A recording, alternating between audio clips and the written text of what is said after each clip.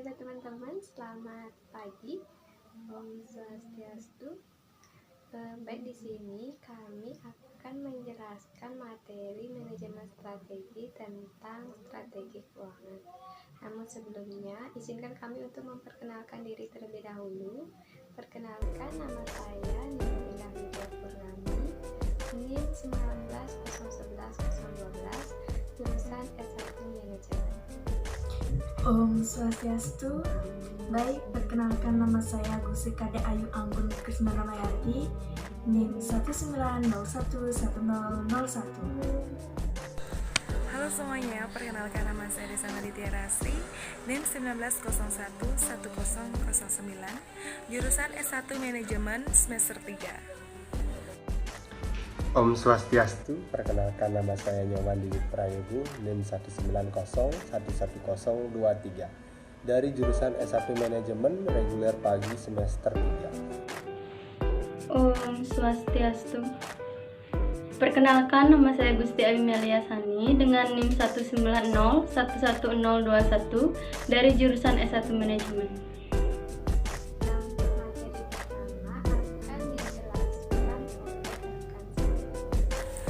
Saya akan menjelaskan tentang pengertian manajemen strategi. Strategi merupakan hal penting bagi berlangsung hidupnya suatu perusahaan untuk mencapai sasaran atau tujuan perusahaan yang efektif dan efisien. Kemudian, manajemen strategi adalah suatu hal yang digunakan untuk mengidentifikasi tujuan organisasi, sumber daya, dan bagaimana sumber daya yang ada dapat digunakan secara efektif untuk memenuhi tujuan strategi tersebut.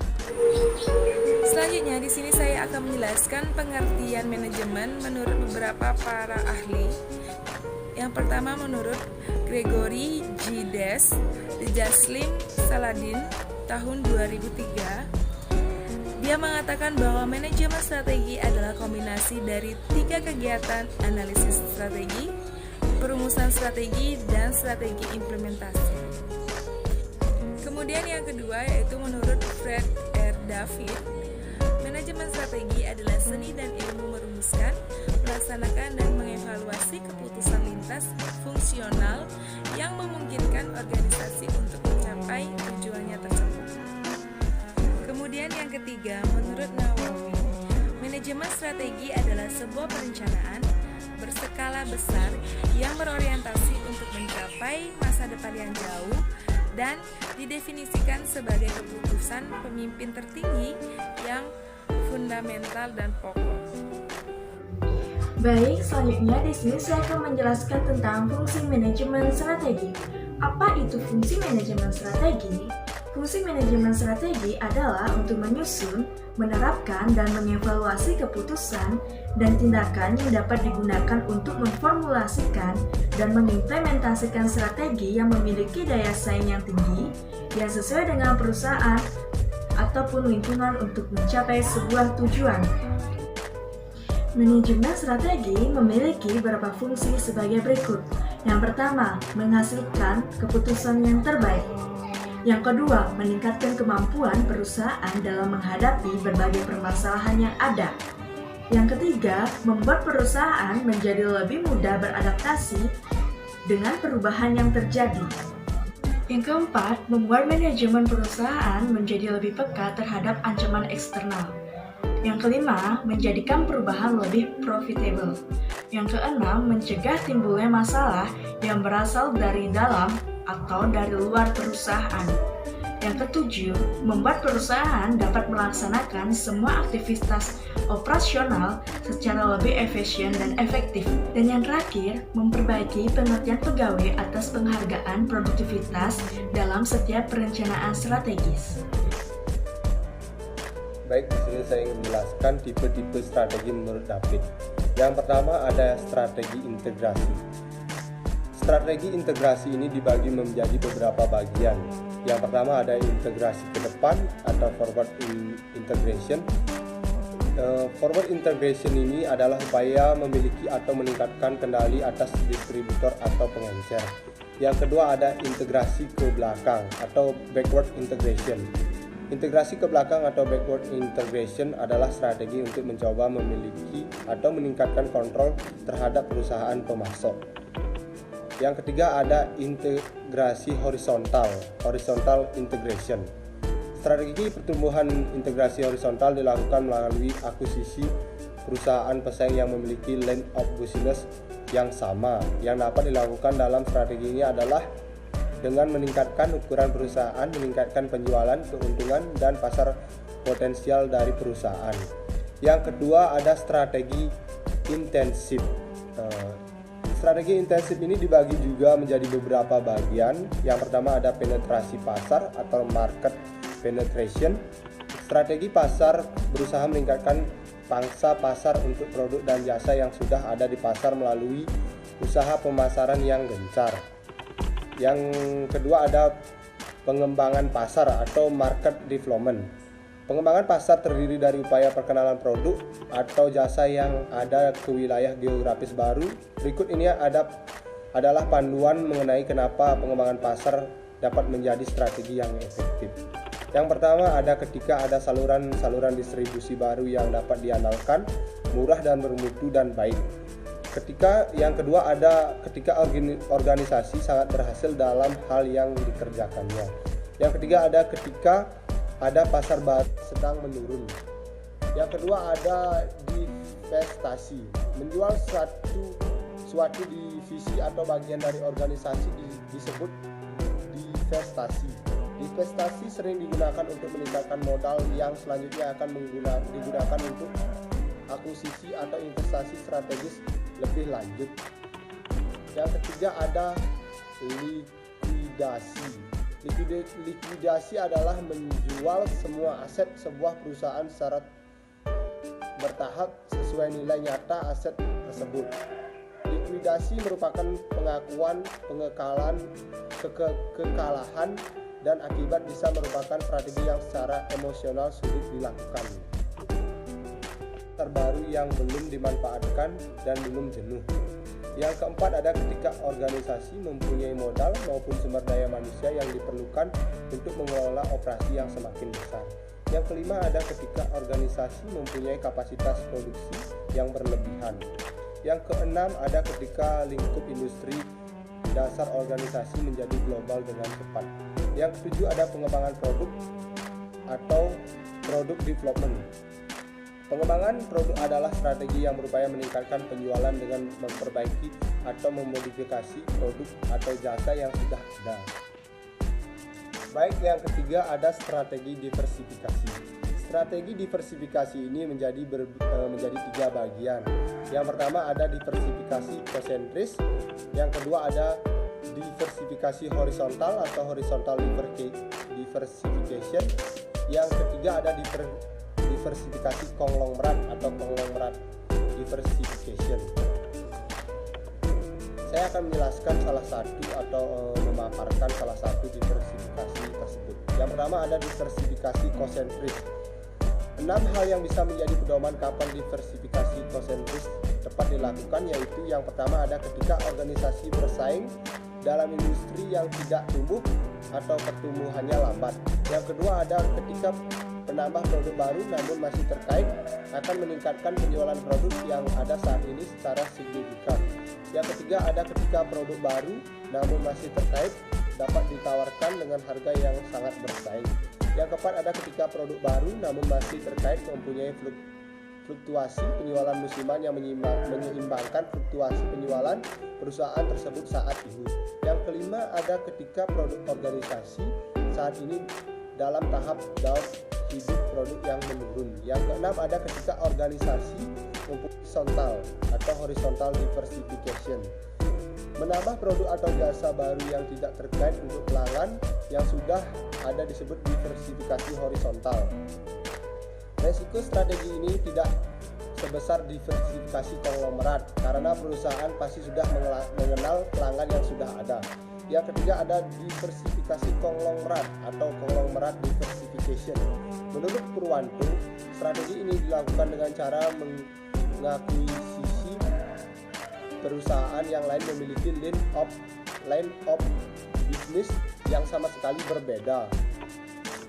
Strategi ini dilakukan untuk beberapa alasan. Di antaranya yang pertama, ada perusahaan di dalam industri yang pertumbuhannya lambat mengakuisisi perusahaan yang berada dalam industri yang berkembang cepat dengan tujuan untuk meningkatkan pertumbuhan total. Yang kedua, ada perusahaan yang memiliki kelebihan uang cash, sering didapatkan bahwa investasi dalam industri yang berbeda merupakan strategi yang sangat menguntungkan. Yang ketiga, ada perusahaan yang mengakuisisi memiliki kemampuan manajemen, finansial, dan teknik serta pemasaran yang bisa diaplikasikan dengan perusahaan yang lebih lemah sehingga dapat meningkatkan kemampuan laba perusahaan yang lemah. Yang keempat, ada perusahaan melakukan diversifikasi dengan maksud membagi-bagi resiko ke dalam beberapa industri. Yang keempat, ada strategi defensif. Strategi defensif ini dibagi juga menjadi beberapa bagian. Yang pertama, ada rasionalisasi biaya. Rasionalisasi biaya terjadi ketika suatu organisasi melakukan rekonstruksi melalui penghematan biaya dan aset untuk meningkatkan kembali penjualan dan laba yang sedang menurun. Yang kedua, ada Di sini saya akan menjelaskan tahapan-tahapan manajemen strategi. Baik, strategi yang baik dan tepat memiliki proses yang terperinci. Menurut David, manajemen strategi memiliki 3 tahapan. Yang pertama, perumusan strategi, yang kedua, penerapan strategi, dan yang ketiga, penilaian strategi.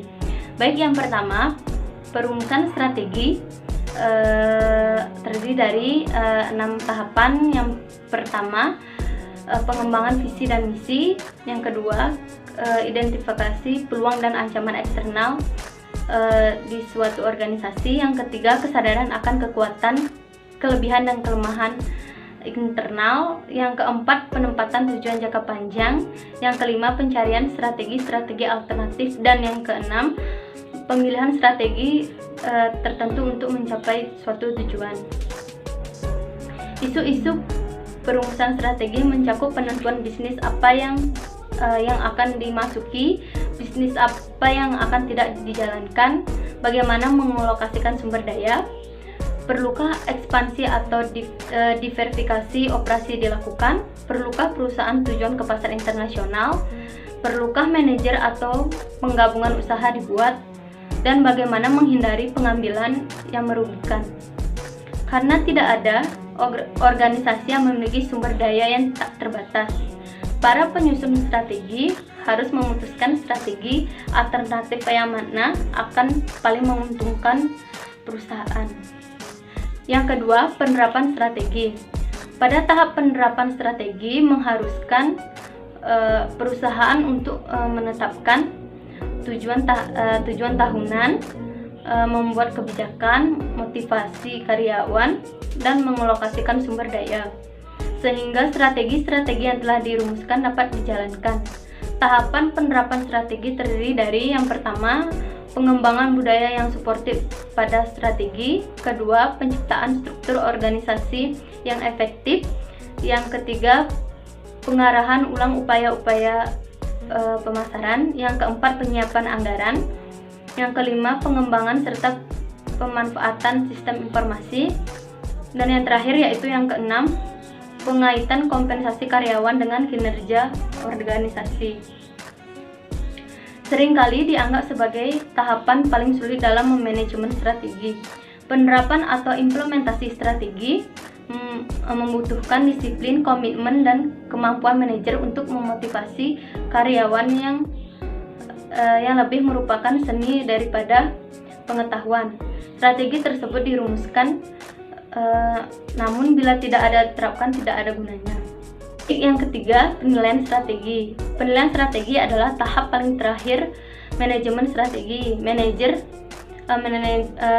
mesti tahu kapan ketika strategi tertentu tidak berjalan dengan baik. Penilaian atau evaluasi strategi merupakan cara utama untuk memperoleh informasi semacam ini. Tahap aktivitas penilaian strategi terdiri dari 3 tahapan, yaitu yang pertama, peninjauan ulang faktor-faktor eksternal dan internal yang menjadi landasan bagi strategi saat ini. Kedua, pengukuran kinerja, dan yang ketiga pengambilan langkah korektif. Penilaian strategi diperlukan karena apa yang berhasil saat ini tidak perlu berhasil nanti. Keberhasilan senantiasa menciptakan persoalan baru dan berbeda. Organisasi yang mudah berpuas diri akan mengalami kegagalan. Nah, selanjutnya saya akan menjelaskan tentang strategi keuangan. Nah, bagi pelaku usaha, strategi keuangan merupakan faktor yang paling penting yang harus diperhatikan untuk menjaga kestabilan dan mengembangkan usaha ke arah yang lebih baik. Nah, ada beberapa strategi keuangan dalam berwirausaha, yaitu yang pertama, pisahkan uang pribadi dengan uang usaha. Nah, dalam mengelola usaha, kita harus pandai memisahkan antara uang pribadi dengan uang usaha agar keuangan perusahaan bisa termonitor dengan baik. Nah, strategi yang bisa diterapkan dalam mengantisipasi tercampurnya uang perusahaan yaitu dengan membuat 2 rekening terpisah agar arus keluar masuk kas bisa terlihat lebih jelas. Nah, dan yang kedua yaitu membuat anggaran keuangan yang jelas. Nah, setiap perusahaan harus membuat anggaran keuangan yang jelas agar bisa memastikan pengeluaran rutinnya dan bisa memproyeksi kondisi finansial perusahaan. Nah, yang ketiga yaitu pencatatan keuangan yang teratur. Nah, dalam mengatur strategi keuangan, perusahaan harus melakukan pencatatan yang teratur dan terperinci terkait pengeluaran, pemasukan, utang dan piutang agar perusahaan memiliki data yang lengkap sebagai basis analisis jika suatu saat terjadi masalah dalam keuangan perusahaan. Nah, dan yang terakhir yaitu aliran arus kas lancar. Nah, aliran arus kas yang lancar merupakan salah satu bukti bahwa perusahaan berada dalam kondisi sehat. Salah satu penghambat dari kelancaran arus kas ini yaitu pengeluaran lebih besar dari pendapatan. Nah, maka dari itu perusahaan harus sebisa mungkin dan sebaik mungkin untuk